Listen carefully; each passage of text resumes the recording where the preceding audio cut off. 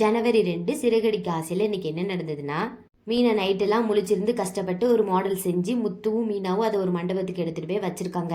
அதுக்கப்புறம் மீனா நீங்கள் போங்க நான் பார்த்துக்கிறேன், மேனேஜர் போய் பார்க்கணும் அப்படிங்கிறாங்க. உடனே முத்து நானும் வரேன் மேனேஜரை பார்க்க அப்படிங்கிறாங்க. உடனே மீனா புருஷன்லாம் வீட்டோட இங்கே வந்து என் தொழிலை நான் பார்க்க வந்திருக்கேன் அப்படிங்கிறாங்க. உடனே முத்து அதுதான் சரி சார், அதுதான் அர்ப்பனுக்கு ஆள் வந்தால் அர்த்தராயத்தில் கொடை பிடிப்பான்னு சொன்னால அந்த மாதிரிலாம் இருக்குது இது அப்படிங்கிறாங்க. உடனே மீனா சொல்கிறாங்க அவனுக்கு மழை பெஞ்சிருக்கும் அதனால கொடை பிடிச்சிருப்பான் அப்படின்னு சொன்னால் அதுக்கு முத்து நீ பழமொழிக்கு ஒரு கதை சொல்கிறியோ அப்படின்னு சொல்கிறாங்க. அதுக்கப்புறம் மீனா நீங்கள் போங்கங்க நான் பார்த்துக்கிறேன் அப்படிங்கிறாங்க. உடனே முத்து இல்லை நான் ஒரு முத்தையில் நீ எப்படி இருப்பேன் நான் பார்த்து இருக்கேன் அப்படிங்கிறாங்க.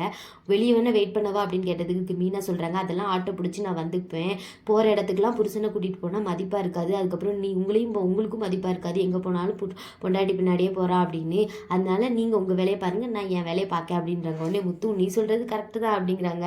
உடனே மீனா போன தடவை கோச்சிட்டு போன மாதிரி திருப்பூருக்கு மதுரைக்கு எங்கேயும் கோச்சிட்டு போயிடாதீங்க அப்படிங்கிறாங்க. உடனே முத்து போன தடவை போனதுக்கே நான் ஏன்டா போகணும்னு யோசிக்க அந்த மாதிரிலாம் நான் பண்ண மாட்டேன், சரி நான் கிளம்புறேன் அப்படின்னு சொல்லிட்டு அங்கேருந்து போகிறாங்க. மீனா அந்த டெக்கரேஷன் எடுத்து மண்டபத்தில் வச்சுட்டு அங்குள்ள மேனேஜர்கிட்ட காட்டுறாங்க.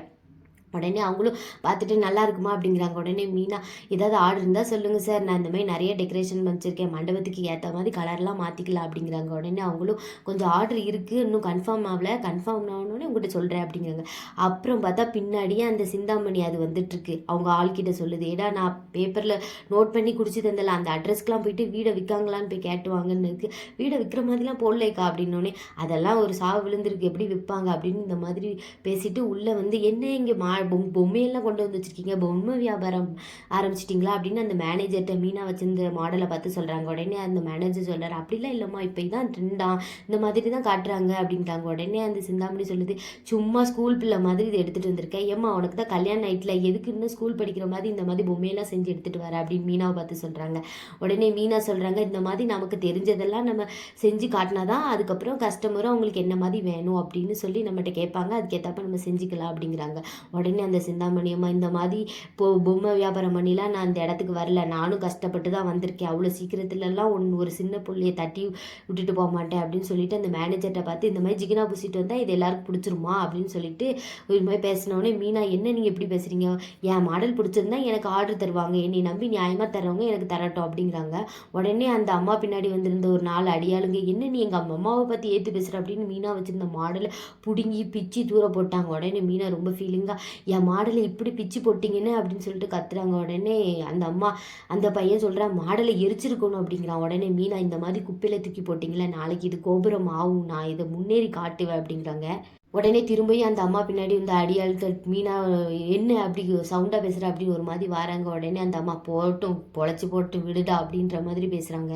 அதுக்கப்புறமா பார்வதி ஆண்டி விஜயாவை வீட்டுக்கு வர சொல்லியிருப்பாங்க போல். உடனே விஜயா வீட்டுக்கு வந்துட்டு என்ன வர சொல்லலை என்னன்னு சொல்லு அப்படின்னு கேட்காங்க. உடனே பார்வதி ஆண்டி நீ ரொம்ப நாளாக வீட்டுக்கே வரல, டான்ஸ் ஸ்கூலில் வர எல்லாரும் பிள்ளைங்கள்லாம் எப்போ வரட்டும்னு கேட்டுட்டு இருக்காங்க, நீ வீட்டுக்கு ரொம்ப நாள் வரலன்னொடனே நானே எனக்கு தெரிஞ்ச 4 ஸ்டெப்பை சொல்லி கொடுத்தேன் அப்படின்னு சொன்னேன். அதுக்கு விஜய் என்னது நீ சொல்லி கொடுத்தியா, அது எப்படி உனக்கு தெரியும் அப்படின்னு கேட்காங்க. உடனே பார்வதி ஆண்டி அது ஒன்றும் இல்லை, நீ டெய்லி சொல்லிக் கொடுக்கல, அதுலேருந்து நான் ஒரு 4 ஸ்டெப் சொல்லிக் கொடுக்கேன் அப்படின்னு சொன்னதுக்கு விஜயா சொல்கிறாங்க நீ சும்மா தப்பாக எதாவது சொல்லிட்டு அதுக்கப்புறம் நாளைக்கு அவங்க வெளியே போய் தப்பாடுவாங்க, எனக்கு தான் அது சிங்கம் அப்படிங்கிறாங்க.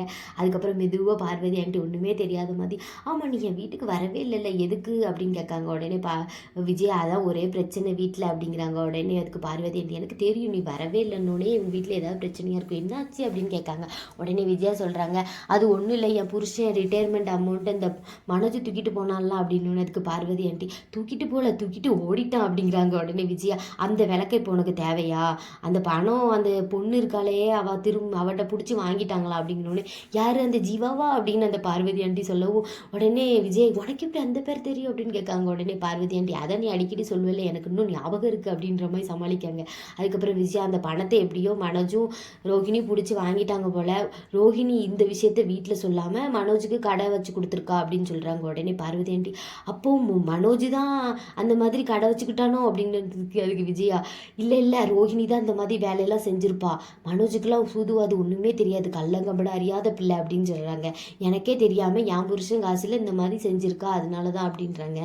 உடனே பார்வதி ஆண்டி சொல்கிறாங்க ரோஹிணி ரொம்ப நல்ல புள்ள, அவளுக்கு சூதுவாதே தெரியாது, அவள் அந்த மாதிரி யோசிக்கவே மாட்டா அப்படிங்காங்க. உடனே விஜயா அதெல்லாம் கிடையாது, அவள் என் பிள்ளையை என்கிட்டருந்தே மறைக்க வச்சிருக்கா, இந்த ரோஹிணி நான் எப்படி தலையில் தூக்கி வச்சு ஆடிருந்தேன், எப்படி அவளை மேலே தான் நம்பிக்கை வச்சுருந்தேன், அவளை தான் மருமகளை நினச்சிருந்தேன், அவள் மேலே அவ்வளோ பாசம் வச்சுருந்தேன், அவள் என்னையும் ஏமாற்றிட்டா அப்படிங்கிறாங்க. உடனே பார்வதி ஆண்டி சொல்கிறாங்க, நீ அதெல்லாம் வீடு அதையே பிடிச்சிட்டு இருக்காத, ஏதோ தெரியாமல் பண்ணியிருப்பாங்க, 2 பேரும் சேர்ந்து தானே பண்ணாங்க, நீ இப்படி ரோஹிணி மேலே வெறுப்ப கட்டாத. ரோஹிணி அவ்வளோ பெரிய கோடீஸ்வரர் வீட்டுக்கு ஒரே ஒரு வாரிசு, நாளைக்கு அப்போ அவங்க அப்பா சொத்தை எழுதி கொடுத்துட்டாங்கன்னு வச்சுக்கோ, நீ இந்த மாதிரிலாம் இருந்தால் நாளைக்கு மனோஜி சொத்து வந்ததுக்கப்புறம் நீ வேண்டான்னு ரோஹிணி பின்னாடி போயிடுவான் அப்படிங்கிறாங்க. உடனே விஜய் அதெல்லாம் போகமாட்டான் அப்படிங்கிறாங்க. அப்படிலாம் கிடையாது, எனக்கு என் பிள்ளைய பாரு, மருமகா பெரிய வீட்டு வசதியான வீட்டு வந்தோடனே என் பிள்ளை சின்ன வயசில் என் பேச்சு தான் கேட்டான், மருமகா பின்னாடி போயிட்டா. அதே மாதிரி மனோஜும் போயிடுவான். 27 லட்சத்துக்கே உன் பையன் நாட்டை விட்டு ஓட போனான், அவ்வளோ பெரிய கோடிக்கணக்கில் சொத்து வந்தால் உன் பையன்லாம் உன்னை விட்டு போயிடுவான், நல்லா யோசிச்சுக்கோ. நீ ரோஹிணிகிட்ட இப்படிலாம் நடந்தால் அதுக்கப்புறம் நாளைக்கு அவள் உன்னையெல்லாம் நாடி வரமாட்டா, அவள் தனியாக உன் பிள்ளையை போன்றது பிரித்து கூட்டிகிட்டு போயிடுவா அப்படின்னோடனே விஜய் அப்படியே திருன்னு முழிக்கிறாங்க. அதுக்கப்புறமா மீனா அவங்க வீட்டில் இருக்காங்க. அவங்க மாமா வேலைக்கு போயிட்டு வந்தோடனே மாமா காஃபி போட்டு வரேன் அப்படின்னு சொல்லிட்டு, இன்னும் அத்தை வரல, பார்வதி ஆண்டி வீட்டுக்கு போயிருக்காங்க அப்படின்னு சொல்லிட்டு போகிறாங்க. அதுக்கப்புறம் அவர் வந்து உட்காந்தோடனே காஃபி கொடுத்துட்டு அவர் கேட்காரு, முத்து எங்க, ரோஹிணி எங்கே அப்படின்னு ஒவ்வொருத்தையும் கேட்டோடனே அவங்களாம் இன்னும் வரல மாமான்னு சொல்லிட்டு அப்படி மெதுவாக மாமா உங்ககிட்ட வந்து சொல்லணும் அப்படின்ட்டு, ரோஹிணி காலையிலேருந்து சாப்பிடவே இல்லை, வீட்டில் சாப்பிடவே மாட்டேன்னு சொல்லிட்டாங்க, அத்தை மனோஜியும் ரோஹிணி பேசவே விட மாட்டேங்கிறாங்க, அதனால அவங்க அத்தை எப்போ சொல்கிறாங்களோ அப்போ தான் சாப்பிடுவேன்னு சொல்லிட்டாங்க அப்படின்னு சொன்னோன்னே அதுக்கு அண்ணாமலை, சாப்பாடு எதுக்கு காட்டணும், சாப்பிட வேண்டியதானே அப்படின்னு பேசிட்டு இருக்காங்க.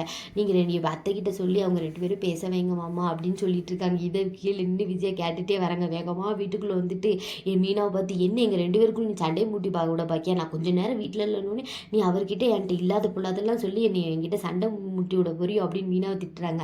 உடனே அவங்க அண்ணாமலை சப்போர்ட்டுக்கு வராங்க. மீனாலாம் ஒன்றுமே சொல்லலை, வீட்டில் நடக்கிறது தான் சொன்னான், அந்தமாரி திருச்சி பேசலாம் மீனாவுக்கு தெரியாது, அவள் கரெக்டாக தான் பேசுகிறா. மீனாவை பார்த்து நீ போய் தண்ணி எடுத்துகிட்டு வாமா அப்படின்னு சொல்லிட்டு விஜயா கிட்ட உட்காந்து அண்ணாமலை பேசுகிறாங்க. இந்த மாதிரிலாம் பண்ணக்கூடாது, உன் பிள்ளையும் சேர்ந்து தானே தப்பு பண்ணா, நீ ரோஹிணி மட்டும் ஏன் இப்படி பண்ணுற அப்படின்னு சொல்கிறாங்க. உடனே விஜயா சொல்கிறாங்க, யார் யார் நம்புறதுனே தெரியல, யாரை எந்த இடத்துல வைக்கணும்னு நான் தெரியாமல் இருக்கேன், யார் எப்போ வெளுப்பாங்கன்னு தெரியாது அப்படி இப்படின்னு புலம்பிகிட்டே இருக்காங்க. உடனே அண்ணாமலை, இங்கே பாரு நிதானமா யோசி. இந்த மாதிரி கொந்தளிக்கிற விஜயாவை சமாதானப்படுத்துகிற அண்ணாமலை. இதோட இன்னைக்கான சீன் முடியுது. அதுக்கப்புறம் நாளைக்கான எபிசோடில் என்ன நடக்குதுன்னா, முத்தி வீட்டில் எல்லோரும் முன்னாடி வச்சு சொல்கிறாங்க, நாட்டாமல் தீர்ப்பை தப்பாக சொன்னதுனால இப்போ நான் புதுசாக ஒரு தீர்ப்பு சொல்கிறேன், உன் மாமனார் காசில் ஒன்றும் நீ கடை வைக்கல. ரவி, அது என்னடா முதலாளியை மாற்றுறதுக்கு அப்படின்னு சொன்னோன்னே ரவி, அதாவது ஓனர்ஷிப் மாற்றணும் அப்படின்னு சொல்லுவாங்க, அதாவது ஓனரை மாற்றணும் அப்படின்னு முத்து சொன்னோன்னே அதுக்கு மனோஜ், என்ன உன் பேரில் கடை வைக்கலான்னு பாக்கியோ அப்படின்னு சொல்கிறாங்க. உடனே முத்து, என்ன அப்பா காசில் தானே வச்சுருக்கேன், அப்போ அப்பா பேரில் வைக்கணும் அப்படின்ற மாதிரி சொல்கிறாங்க.